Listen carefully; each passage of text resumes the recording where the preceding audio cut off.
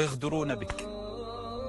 تصور تعطي للناس سر لصديقك الذي تعتبره كجدران المنزل، يحميك ويأويك ويحافظ عليك، تأتي تعطيه سرا ثم تتفاجأ أن يخرج السر من عنده طعنة، أو أن تغدر به. غدر الأصدقاء، صديقك لا نريد صديق يصفق لي وأنا أعلو. كل الناس تصفق لك، حتى إبليس يصفق لك وأنت تعلو. أريد رجل إن سقطت، صديق إن سقطت مد يده إلي، قم أعانني. هذا بألف رجل، هذا بأمة، هذا الرجل بأمة.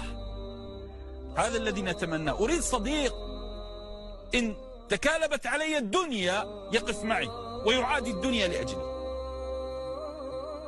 ولماذا سمي الصحابي الجليل رضي الله تعالى عنه أبو بكر، لماذا سمي بالصديق؟ وقف مع رسول الله في خضم معاداة الأمة له وصدقه.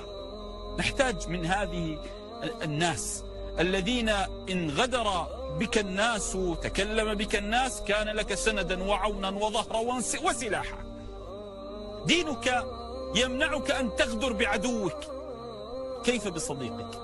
دينك يمنعك أن تغدر بالعدو، عدو يمنعك أن تغدر به، كيف تغدر بصديقك؟